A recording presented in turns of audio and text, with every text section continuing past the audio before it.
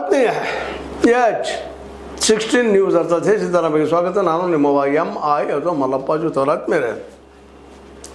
High command ಮಾತನ್ನಷ್ಟೇ ನಾನು ಕೇಳ್ಬೋದು.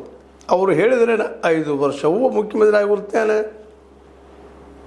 ಅನ್ನೋ ಮಾತನ್ನು ನಮ್ಮ ಸಿದ್ದರಾಮಯ್ಯನವರು ಇತ್ತೀಚೆಗೆ ಮೈಸೂರಿನಲ್ಲಿ ಹೇಳಿಕೊಟ್ಟಿದ್ದಾರೆ. ಅಂದ್ರೆ ಹೈಕಮಾಂಡ್ ಹೇಳಿದರೆ ನಾನಪ್ಪ 5 ವರ್ಷ ಮುಖ್ಯಮಂತ್ರಿ ಇಲ್ಲ ಅನ್ನುವಂಗೆ. ಅದೇ ಕಾಲಕ್ಕೆ CM ಕುರ್ಚಿಯ ಚರ್ಚೆ ವಿಚಾರಕ್ಕೆ ಗೊಂದಲಕ್ಕೆ ಎಳೆಯಬೇಕಾಗುತ್ತದೆಯೇ ಎಂಬ ಪ್ರಶ್ನೆಗೆ ಹೈಕಮಾಂಡ್ ತೀರ್ಮಾನಿಸಬೇಕು, ಅದನ್ನು ನಡೆದುಕೊಳ್ಳುತ್ತೇನೆ ಮತ್ತು ಪ್ರಶ್ನೆ ಮಾಡ್ತಾರೋ ಪತ್ರಕರ್ತರು. ಈ ಒಂದು ಹೈಕಮಾಂಡ್ ಇದ್ದಿದ್ದು CM ಕುರ್ಚಿ ವಿಚಾರಕ್ಕೆ ಗೊಂದಲಕ್ಕೆ ತೆರೆ ಹಾಕ್ತದನ ಅಂತೇಳಿ ಅದು ಅವ್ರಿಗೆ ಬಿಟ್ಟಿದ್ದಪ್ಪ, ನಂದಲ್ಲ.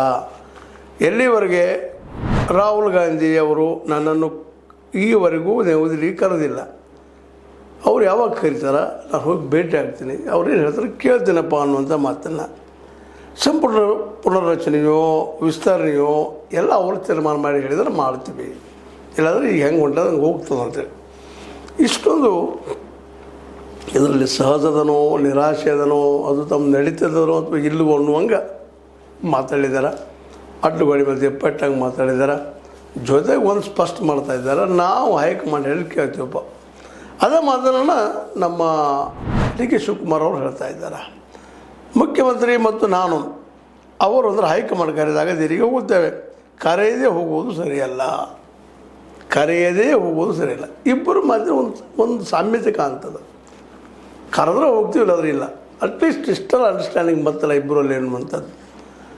ಯಾಕೆಂತಂದ್ರೆ ಇದನ್ನು ನಾವು ಎಷ್ಟು ದೀರ್ಘ ಮಾಡ್ತೀವಿ, ಎಷ್ಟು ದೀರ್ಘ ಎಳಿತೀವಿ ಮುಖ್ಯಮಂತ್ರಿ ಸ್ಥಾನದ ಬಗ್ಗೆ, ಅಷ್ಟು ಪ್ರಮಾಣದಲ್ಲಿ ಇನ್ನು ಮುಂದಿನ ದಿನಗಳಲ್ಲಿ ಕಾಂಗ್ರೆಸ್ಗೆ ಹೊಡೆದು ಬಿಡೋದ್ರಲ್ಲಿ ಎರಡು ಮಾತೇ ಇಲ್ಲ.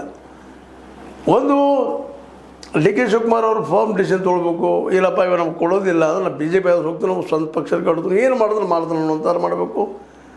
ಇಲ್ಲಪ್ಪ ಅಂದ್ರೆ ಹೈಕಮಾಂಡ್ ಹೇಳಿದ್ರಪ್ಪ ಅವ್ರು ಯಾವಾಗ ಹೇಳಿದ್ರೆ ಕೇಳಿದ್ರು ಅಂತ ಈಗೇನು ಬದಲಾಗಿರಲ್ಲ, ಅದನ್ನ ಇಟ್ಕೊಂಡು ಹೋಗ್ಬೇಕು. ಏನಾದ್ರ ಬಗ್ಗೆ ಚರ್ಚೆನ ಮಾಡಬಾರ್ದು. DK ಶಿವಕುಮಾರ್ ಆಯಿತು, ಅದೇ ಕಾಲಕ್ಕೆ ಸಿದ್ದರಾಮಯ್ಯನವರು ಆಯಿತು. ಯಾಕಂದರೆ ಇಲ್ಲಿ ಕುರ್ಚಿ ಮುಖ್ಯ ಅಲ್ಲ, ಕಾಂಗ್ರೆಸ್ನ ಉಳಿನ ಪ್ರಶ್ನೆದೇ ಇವತ್ತು. ಕಾಂಗ್ರೆಸ್ ದೇಶದಲ್ಲಿ ಉಳಿಯುವ ಸಲುವಾಗಿ ಏನೆಲ್ಲ ಸರ್ಕಸ್ ಮಾಡಿದ್ದಾರೆ ರಾಹುಲ್ ಗಾಂಧಿ ಅನ್ನೋದು ಎಲ್ಲರಿಗೂ ಗೊತ್ತಿದ್ದ ವಿಷಯ. ಇಡೀ ದೇಶ ತುಂಬ ಪಾದಯಾತ್ರೆ ಮಾಡಿದ್ದು, ಜೊತೆಗೆ ಬಸ್ ಯಾತ್ರೆ ಮೂಲಕ ಪ್ರಯಾಣ ಮಾಡಿ ಜಾಗೃತಿ ಮಾಡುವಂಥ ಕೆಲಸ, ಇಷ್ಟೆಲ್ಲ ದೊಡ್ಡ ಪ್ರಯತ್ನಗಳನ್ನು ಮಾಡಿದಾಗ, ಪಾದಯಾತ್ರೆ ಮಾಡಿದಾಗ, ಮತ್ತೊಂದು ಮಾಡಿದಾಗ ಒಂದು 99 MPಗಳು 2020 ಆಯ್ಕೆಯಾಗಿ ಬಂದು, ಅದರ ನಂತರದಿಂದ ಎಲ್ಲ ರಾಜ್ಯಗಳಲ್ಲಿ ಹೆಚ್ಚು ಕಡಿಮೆ ಕಾಂಗ್ರೆಸ್ ಸೋತು ಹೋಗ್ಯದ. ಹರಿಯಾಣದಲ್ಲಿ ಸೋಯಿತು, ಮಹಾರಾಷ್ಟ್ರದಲ್ಲಿ ಸೋಯಿತು, ಬಿಹಾರದಲ್ಲಿ ಗೊತ್ತಾಗಲಿಲ್ಲ, ಈಗ ವೆಸ್ಟ್ ಬೆಂಗಾಲದಲ್ಲಿ ಅಲ್ಲಿಯೂ ಸಹಿತ ಮುಗಿದೋಗ್ಬಿಟ್ಟಲ್ಲ. ಇಷ್ಟು ಪ್ರಯತ್ನ ಮಾಡಿ ಮತ್ತು ಈ ರೀತಿ ಬಡ್ದಾಡ್ದು ಹೋದ್ರೆ, ಜಗಳದ ಹೋದ್ರೆ ಮಾಡಿರೋ ಕೆಲಸ ಇಲ್ಲ ಅಂತಲ್ಲ, ಗ್ಯಾರಂಟಿಗಳು ಕೊಟ್ಟಿರಿ. ಉಳಿದ ರಾಜ್ಯಗಳಲ್ಲಿ BJP ರಾಜ್ಯಗಳಲ್ಲಿ ಗ್ಯಾರಂಟಿಗಳಿಲ್ಲ, ಏನೇನೋ ಒಂದಿಷ್ಟು ಕೊಟ್ಟಂಗೆ ಮಾಡ್ತಾರಲ್ಲ, ಅವೆಲ್ಲ ಆಗಿಲ್ಲ. ಇಲ್ಲಿ ಗ್ಯಾರಂಟಿ ಕೊಟ್ಟಿದ್ದೀರಿ, ವರ್ಕ್ ಮಾಡ್ತಾಯಿದ್ದೀರಿ, ಆ ಗ್ಯಾರಂಟಿಯನ್ನು ವಿರೋಧಿಸ್ತಾ ಇದ್ದಾರೆ BJPಯವರು. ಅದರಿಂದ ಜನರಿಂದ ನಾವು ದೂರ ಆಗ್ತಾ ಇದ್ದಾರೆ ಅನ್ನೋ ಸಹ ಈಗಾಗಲೇ ಮೊನ್ನೆ ನಡೆದ ಉಪಚುನಾವಣೆ ಕ್ಲಿಯರ್ ಆಗ್ತಾಯಿದೆ. ಯಾಕಂದ್ರೆ ದಕ್ಷಿಣ ದಾವಣಗೆರೆ ಸೋಲ್ಲೇಬೇಕಾದಂಥದ್ದು ಕಾಂಗ್ರೆಸ್ ಇವತ್ತು ಗೆದ್ದುಕೊಂಡದ. ಇದನ್ನು ಭಾಳ ಗಮನಿಸಬೇಕಾಗಿದೆ. ಇಲ್ಲೇ BJPಯವರು ಹಣಗತಿ ಕಾಲ ಖಜಾನೆ ಖಾಲಿ ಆಗಿದ್ರಿ ಟೀಕಾ ಮಾಡಿರ ಅಲ್ಲ, ಯಾರಿಗೆ ಮಾಡಿದ್ದಾರೆ ಖಜಾನೆ ಖಾಲಿ? ಅವರು ಜನಕ್ಕೆ ಲಕ್ಷ ಕೋಟಿಗಳಲ್ಲಿ ಖರ್ಚು ಮಾಡಿದ್ದಾರೆ. ಪ್ರತಿ ವರ್ಷ 60,000 ಕೋಟಿ ರೂಪಾಯಿ ಆಗ್ತಾಯಿದ್ದಾರೆ. ಅವು ದುಡ್ಡು ಯಾರು? ಸರ್ಕಾರದ ದುಡ್ಡು. ಯಾರು ಅವ್ರ ಮನೆಯಿಂದ ಯಾರು ತಂದು ಹಾಕುವುದಿಲ್ಲ. ಹಿಂದಿನ ಇತಿಹಾಸದಲ್ಲಿ ಯಾವ ಮಹಾತ್ಮರು ಸಹ ತಮ್ಮ ಮನೆಯಿಂದ ಎಷ್ಟು ಸಾಧ್ಯ ತಂದು ಹಾಕಿರ್ಬೋದು, ಆದರೆ ಇಡೀ ಮನೆತನ ಮಾರ್ಕೊಂಡು ಎಲ್ಲೋ ಒಂದಿಬ್ಬರು ಇರ್ಬೋದು. ಆದರೆ ಇವತ್ತು ರಾಜಕಾರಣ ಮಾಡೋರು ಅದನ್ಯಾಕೆ ಮಾಡ್ತಾರೆ? ಅವರು ಸ್ವತಂತ್ರವಾದ ಮೀಡಿಯಾಗೆ ಬೇಕಾಗಿರುವುದು ಸ್ವತಂತ್ರ ಧ್ವನಿ. ಆ ಸ್ವತಂತ್ರ ಧ್ವನಿ ಉಳಿಸಲು ನೀವು ಮಾಡಬೇಕಾದದ್ದು ಇಷ್ಟೇ. ಅದೇನಪ್ಪಾ ಅಂತಂತಂದ್ರೆ ನಿಮ್ಮ ಕೈಲಾದಷ್ಟು ಸಹಾಯ ಈ ಚಾನಲ್ಗೆ ಮಾಡಿ ಹಾಗೂ ನಿಮ್ಮ ಧ್ವನಿಯನ್ನು ಕಾಪಾಡಿಕೊಳ್ಳಿ. ಅನೇಕ ರಾಜಕಾರಣಿಗಳು ಸ್ವತಃ ಮಾತಾಡ್ಕೊಳ್ಳೋರು, ನಾವು ಆಲ್ರೆಡಿ ಜನರ ಸೇವೆಗೆ ನಾಯಕ ಮನೆ ಮಾರ್ಕೊಂಡು ಅಂತೀರಿ. ಅಂದರೆ ಇದರ ಅರ್ಥ ಏನು? ಜನರ ದುಡ್ಡು ಜನರಿಗೆ ಕೊಡುವಂಥ ಆ ಕೆಲಸ ಮಾಡ್ತಾ ಇದ್ದಾರೆ. ಗ್ಯಾರಂಟಿ ಕೊಟ್ಟಿದ್ದಾರೆ, ಅದು ಗೆಲುವಾಗಿದೆ. ಮನೆಯದು ಉಪಚುನಾವಣೆಯಲ್ಲಿ ನಿಜವಾಗಿ ದಕ್ಷಿಣ ದಾವಣಗೆರೆ ಸೋಲೇಬೇಕಾದಂಥದ್ದು ಕಾಂಗ್ರೆಸ್. ಅಲ್ಲಿ ಮುಸ್ಲಿಮ್ರ ವಿರೋಧ ಎದ್ದು ಬಿಟ್ಟಿದ್ರು ಇದಕ್ಕೆ. ಅದ್ರ ಜೊತೆಗೆ ಮುಸ್ಲಿಂ ನಾಯಕರು ಹೊರಗೆ ಚಟಪಡಿಸ್ತಾ ಇದ್ರು, ಗೌರ್ಮೆಂಟ್ ಸಸ್ಪೆಂಡು ಮಾಡಿದ್ರು.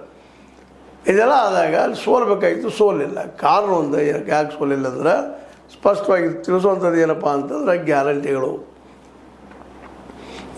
ಕೊಟ್ಟಿದ್ದಕ್ಕೆ ಇವತ್ತು ಗೆಲ್ತಾ ಇದ್ದಾರೆ. ನಾಳೆ 2022 ಗ್ಯಾರಂಟಿನ ಗೆಲ್ಲಿಸೋದು. ಇನ್ನೇನು ಬಿ ಜೆ ಪಿಯಲ್ಲಿ ಗೆಲ್ಲಬೇಕಾಗಿದ್ರೆ ಈ ಗ್ಯಾರಂಟಿಗಿಂತ ಹೆಚ್ಚಿನ ಗ್ಯಾರಂಟಿ ಕೊಡ್ತೀರಿ ಅನ್ನೋ ಪ್ರಶ್ನೆ ಇಲ್ಲದ ಇದು ಕೊಡ್ಲಿಕ್ಕೆ ಆಗ್ತದನ ಬಿ ಜೆ ಪಿ ಗೌರ್ಮೆಂಟ್ಗೆ? ಯಡಿಯೂರಪ್ಪನವ್ರ ಮಗ ವಿಜೇಂದ್ರವ್ರ ಅಷ್ಟು ಕೊಡ್ಬೋದಾ? ಅದು ದೇವೇಗೌಡರ ಮಗ ಎಚ್ ಡಿ ಕೆ ಕೊಡ್ಬೋದಾ? ಇವು ಸದ್ಯ ಒಂದು ಪ್ರಶ್ನಾರ್ಹ ಚಿಹ್ನೆಗಳಿದ್ದಾವೆ. ಯಾಕಂದ್ರೆ ಅವರು ಹೇಳ್ತಾರೆ, ಟೀಕೆ ಮಾಡ್ತಿದ್ದಾರೆ ಈ ಗ್ಯಾರಂಟಿಗಳನ್ನು. ಆದರೆ ಅದು ಗ್ಯಾರಂಟಿ ಟೀಕಾ ಮಾಡಿದ್ರಿಂದಾಗಿ ಸಹಜವಾಗಿ ಇವತ್ತು ಕಾಂಗ್ರೆಸ್ ತನ್ನ ಉತ್ಸಾಹ ಹೆಚ್ಚು ಮಾಡ್ಕೊಂಡು ಹೊರಟದ. ಅವ್ರು ಟೀಕೆ ಮಾಡಿದಷ್ಟು ಖಜಾನೆ ಖಾಲಿ ಆಗಿದ್ದು ಎಲ್ಲಿ ಖಾಲಿ ಆಯ್ತು ನೋಡ್ರಿ, ಚಾಲು ಆಗುತ್ತೆ ಹೇಳ್ತಾರೆ, ಎಲ್ಲ ಕಾರ್ಯಕ್ರಮ ನಡೆಸೋಕ್ಕೆ ಪ್ರಯತ್ನ ಮಾಡ್ತಾ ಇದ್ದಾರೆ. ಹೌದು, ಎಸ್ ಸಿ ಎಸ್ ಟಿ ಇದನ್ನು ಬಂದಿದ್ದ ಜನವನ್ನು ಉಪಯೋಗ ಮಾಡ್ಕೊಂಡಾರ, ಮತ್ತೊಂದು ಕಡೆ ಉಪಯೋಗ ಮಾಡ್ಕೊಂಡಿದ್ದಾರೆ, ಅದನ್ನು ಒಪ್ಪಂದ ವಿಷಯಗಳು ಇಲ್ಲಂತಲ್ಲ. ಆದರೂ ಸರ್ಕಾರ ರನ್ ಮಾಡ್ತಾ ಇದ್ದಾರೆ, ನಡೆಸ್ತಾ ಇದ್ದಾರೆ. ಈ ದಿಶೆಯಲ್ಲೇ ಯೋಚನೆ ಮಾಡಬೇಕಾಗಿದೆ. ಈ ದಿಶೆಯಲ್ಲೇ ಇವರಿಬ್ಬರು ತಮ್ಮ ವೈಯಕ್ತಿಕತೆಯವರು ಸೇಮ್ ಆಗಿ ಇರಬೇಕು ಅನ್ನೋದು, ನಾನು ಸೇಮ್ ಆಗಿ ಆಗಬೇಕು ಅನ್ನೋದು, ಇವೆರಡೂ ವಿಷಯಗಳನ್ನು ಇಬ್ಬರು ತಮ್ಮ ತಲೆಯಿಂದ ರೂಟ್ ಔಟ್ ಮಾಡಿ ಈಗ ನಿಜವಾಗಿಯೂ ನಾವು ಏನು ಮಾಡಬೇಕಾಗಿದೆ, if we want to win in 2028 ಮೊದಲು ನಾವು 20 ಜನ ಗೆಲುವು ಏನು ಮಾಡಬೇಕು ಅನ್ನೋದ್ರ ಕಡೆ ಲಕ್ಷ್ಯ ಇರಬೇಕು. ಅದ್ರ ಬಿಟ್ಟು ಉಳಿದು ವಿಷಯ ಚರ್ಚೆ, ನಾನಾ ಸೇಮ್ ಆಗಬೇಕು, ನಾನಾ ಆಗಬೇಕು. ಏನು ಸೇಮ್ ಆದರೆ ಏನು ಪ್ರಯೋಗ ಬೀಳೋದಿಲ್ಲ, ಆಗದಿದ್ರು ಏನು ಪ್ರಯೋಗ ಬೀಳೋದಿಲ್ಲ. ಯಾಕಂದರೆ ನಿಮ್ಮ ಇಬ್ಬರು ಹ್ಯಾಂಡಲ್ ಮಾಡೋದು ಹೈಕಮಾಂಡ್ ಹೇಳಿದಾಗ ನೀವು ಕೇಳಬೇಕಾಗ್ತದೆ. ಸೊ ನಾಮಕೆ ವಾಸ್ತೆಯಲ್ಲೇ ಸೇಮ್ ಅದರ, ನಾಮಕೆ ವಾಸ್ತೆಯಲ್ಲೇ ಡಿಸೇಮ್ ಅದರ, ಎಲ್ಲ ನಡೆದು ಹೈಕಮಾಂಡ್ ಅಂತೇಳಿ ಯಾರಿಗಾದ್ರೂ ಈಗ ಸ್ಪಷ್ಟ ಆಗ್ಯದ. ಅದ್ರ ಬಗ್ಗೆ ಹೇಳೋ ಅವಶ್ಯಕತೆ ಇಲ್ಲ. ಈ ಎಲ್ಲ ನೆಲೆಯಲ್ಲಿ ಇವತ್ತು ಹೈಕಮಾಂಡ ಹೇಳಿದಂಗೆ ಕೇಳ್ತೀರ ಅಂತ ಹೇಳಿಸಿದ್ರೆ ಸಿದ್ದರಾಮಯ್ಯ ಮತ್ತು ಗೊತ್ತಿರೋದ್ರೆ ಏನು ಅರ್ತಿಲ್ಲ. ಇದರ ಅರ್ಥ ಏನೋ ಕೇಳೋದಿಲ್ಲ ಅಂದಾಗೇನು ಒಂದು ಮಾತು ಅದ್ರ ಮುಖದಲ್ಲ ಒಪ್ಕೊಳ್ಳೋಂಥ ವಿಷಯ. ಜನನ ಒಪ್ಕೊಳ್ಳೋಮನ್ನ ಈಗ ಆಡಳಿತ ತಂದಿದ್ದಾರೆ.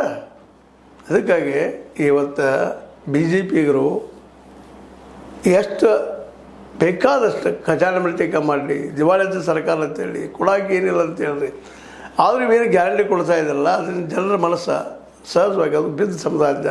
ಅದರಲ್ಲೂ ಬಸ್ಸಿನ ಫ್ರೀ ಸುತ್ತಮುತ್ತ ಒಂದು ತಾಲೂಕು ಸುತ್ತಮುತ್ತ ಇರ್ತಂಥ ರೈತರಿಗೆ ದೊಡ್ಡ ಅನುಕೂಲ ಆಗ್ಯದ್ರಿ. ಹೆಣ್ಮಕ್ಳಿಗೆ ಇವತ್ತು ರೈತರು ತಾವು ಏನು ಒಂದು ಸ್ಥಳದ ಏನೋ ಬೆಳೀರಿ, ಇವತ್ತು ಬದನೆಕಾಯಿ ಬೆಳೀರಿ, ಚೌಳಿಕಾಯಿ ಬೆಳೀರಿ, ಮತ್ತೇನೋ ಬೆಳೀರಿ, ಒಂದಿಷ್ಟೇ ಇರಲ್ಲ ತೋಟ ಪ್ಯಾಟಿ ಬಂದುಬಿಡ್ತಾರೆ. ಯಾಕಂದರೆ ಗಾಡಿ ಖರ್ಚು ಇಲ್ಲಲ್ಲ, ಬಸ್ಸಿನ ಖರ್ಚು ಇಲ್ಲ. ಬೆಳಗ್ಗೆ ತಂದು ರಾತ್ರಿ ಹರಿದಿರ್ತಾರೆ, ಟೊಮೆಟೊ ಇರ್ಬೋದು, ಮತ್ತು ತಂದು ಮಾರ್ಕೊಳ್ತಾರೆ, ಹೋಗಿಬಿಡ್ತಾರೆ, ಗಾಡಿ ಖರ್ಚು ಉಳಿತದ. ಹಿಂಗಿದ್ದಾಗ ಜನ ಎಲ್ಲ ಯಾಕೆ ದೂರ ಸರಿತಾರೆ ರೀ ಕಾಂಗ್ರೆಸ್ನಿಂದ ಅನ್ನುವಂಥದ್ದು ಇವತ್ತು ಚಿಂತನೆ ಮಾಡುವಂಥ ವಿಷಯ. ಹೀಗಾಗಿ ಈ ವಿಷಯ ತಿಳ್ಕೊಂಡು ಇವತ್ತು ಸಿದ್ದರಾಮಯ್ಯನವರು ಮತ್ತು ಡಿ ಕೆ ಶಿವಕುಮಾರ್ ಅವರು ಒಗ್ಗಟ್ಟಿನಿಂದ ಕೆಲಸ ಮಾಡಬೇಕಾಗಿದೆ. ಅಂದ್ರಾಗ ಮಾತ್ರ 2028ರಾಗ ಮರಳಿ ಕಾಂಗ್ರೆಸ್ ಅಧಿಕಾರಕ್ಕೆ ಬರೋ ಸಾಧ್ಯತೆ ಅದಾವೆ. ಇಲ್ಲ ಅನ್ನೋದು ಸ್ಪಷ್ಟ ಆಗ್ಯದ. ಇದ್ರ ಜೊತೆಗೆ ಇನ್ನಷ್ಟು ಏನಾದರೂ ಇನ್ನೂ ಗಟ್ಟಿ ಮಾಡ್ಕೋಬೇಕಾದ್ರೆ ಇದಂತೂ ನಿಶ್ಚಿತ 2028ರಲ್ಲೇ ಬಿ ಜೆ ಪಿ ಗ್ಯಾರಂಟಿಗಳನ್ನ ಕರ್ನಾಟಕದಲ್ಲಿ ಘೋಷಿಸಲಾರದೆ ಗೆಲ್ಲಲಿಕ್ಕೆ ಸಾಧ್ಯ ಇಲ್ಲ. ಅದು ಮನವರಿಕೆ ಆಗ್ಯದ. ಅದಕ್ಕೆ ಇದಕ್ಕಿಂತ ಹೆಚ್ಚಿನ ಗ್ಯಾರಂಟಿ ಅವರು ಘೋಷಣೆ ಮಾಡೋ ಸಾಧ್ಯತೆಗಳಿದ್ದಾವೆ. ಯಾರು ಏನಾರ ಮಾಡಲಿ, ನೀವರ ಮಾಡಲಿ, ಯಾರೇ ಮಾಡಲಿ, ಜನಕ್ಕೆ ಒಳ್ಳೆಯದಾಗಲಿ.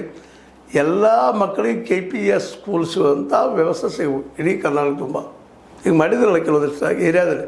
ಬರೀ ಜಾಣ ಮಕ್ಕಳಿಗೆ ಅಷ್ಟೇ ಅಲ್ರಿ, ಬಡವ ಮಕ್ಕಳು, ಬುದ್ಧಿವಂತ ಮಕ್ಕಳು, ಅಲ್ಲಿ ಇದ್ದಂಥವ್ರು ದೊಡ್ಡ ಮಕ್ಕಳು ಸಹ ಶಾಣೆ ಆಗುವಂಥ ವ್ಯವಸ್ಥೆಯನ್ನು KPS ಮಾಡ್ತಾಯಿದೆ. ಅದು ಆಯ್ತು ಅಂದರೆ ಆಟೋಮೆಟಿಕ್ ಪ್ರೈವೇಟ್ ಶಾಲೆಗಳು ತಂತ್ರ ಬಂದಾಕೊಂಡು ಹೋಗಿಬಿಡ್ತಾವೆ. ಯಾಕಂದರೆ ಪ್ರೈವೇಟ್ ಶಾಲೆಗಳಿಗೆ ಇವತ್ತು ಯಾಕೆ ಕಳಿಸ್ತಾ ಇದ್ದಾರೆ ಪೇರೆಂಟಪ್ಪ ಅಂತಂದ್ರೆ, ಸಾಲ ಸೋಲ ಮಾಡಿ ಆದರೂ ಮನೆಯೊಳಗೆ ಇದ್ದಿದ್ದು ಬಂಗಾರಿಗಾರು ಮಾರಿದ್ದು ಯಾಕೆ ಕಳಿಸ್ತಾ ಇದ್ದಾರೆ ಅಂದ್ರೆ, ನಮ್ಮ ಮಕ್ಕಳು ಬಾಲ್ಯಾವಸ್ಥೆ ಜಾಣರಾದ್ರಪ್ಪ, ನಾಳೆ ಒಳ್ಳೇದಾಕೈತೆ ನಮ್ಮ ಬದುಕಂತೇಳಿ ಎಲ್ಲರೂ ಕನಸು ಕಾಣ್ತಾ ಇದ್ದಾರೆ. ಅದಕ್ಕೆ ಆ ಕನಸುಗಳಿಗೆ ನೀರಿರುವ ಕೆಲಸವನ್ನು ಇವತ್ತು ಈ ಕಾಂಗ್ರೆಸ್ ಸರ್ಕಾರ ಮಾಡಲಿ, ಬೇಡ BJP ಮಾಡಲಿ ಮುಂದಿನ ದಿನದಲ್ಲೇ. ನಾವೆಲ್ಲ ಎಜುಕೇಷನ್ ಫ್ರೀ ಮಾಡಿದ್ವಿ, ಬಟ್ 10+2 ಅಂತ ಹೇಳಿ, ಅದ್ರ ಜೊತೆಗೆ ಆರೋಗ್ಯ ಫ್ರೀ ಅಂತ ಹೇಳ್ರಿ, ಮೊಹಲ್ಲಾ ಕ್ಲಿನಿಕ್ ಅಂತ ಹೇಳ್ರಿ, ಓಣಿ ಕ್ಲಿನಿಕ್ ಅಂತ ಹೇಳ್ರಿ, ಹಳ್ಳಿ ಕ್ಲಿನಿಕ್ ಅಂತ ಹೇಳ್ರಿ, ದವಾಖಾನೆ ಅಂತ ಹೇಳ್ರಿ, ಮಾಡಿರಿ. ಗ್ಯಾರಂಟಿಗಳ ಜೊತೆ ಈ 1-2 ಗ್ಯಾರಂಟಿಗಳನ್ನು, ಎಜುಕೇಷನ್ ಗ್ಯಾರಂಟಿಯನ್ನು ಎಜುಕೇಷನ್ ಕೊಡ್ತಾ ಇದ್ರಿ ಇಲ್ಲ ಅಂತಲ್ಲ.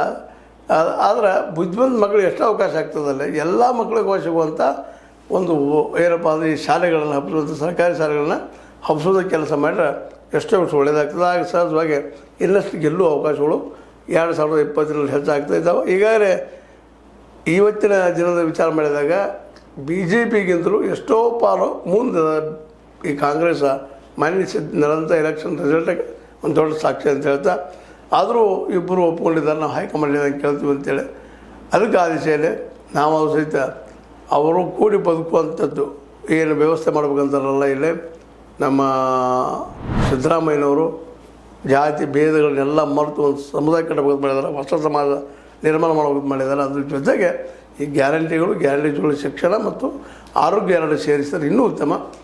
ಅದಾದ ದಿಶೆಯಲ್ಲಿ ನಮ್ಮ ಬಿ ಜೆ ಪಿಯವರು ಘೋಷಣೆ ಮಾಡಿದರೆ ಮೋಸ್ಟ್ಲಿ ಅವ್ರಿಗೆ ಅವಕಾಶ ಸಿಗ್ಬೋದು 2028 ಇನ್ನು ಮಾಡ್ತಾರಲ್ಲ ಅವ್ರಿಗೆ ಬಿಟ್ಟು ವಿಷಯ.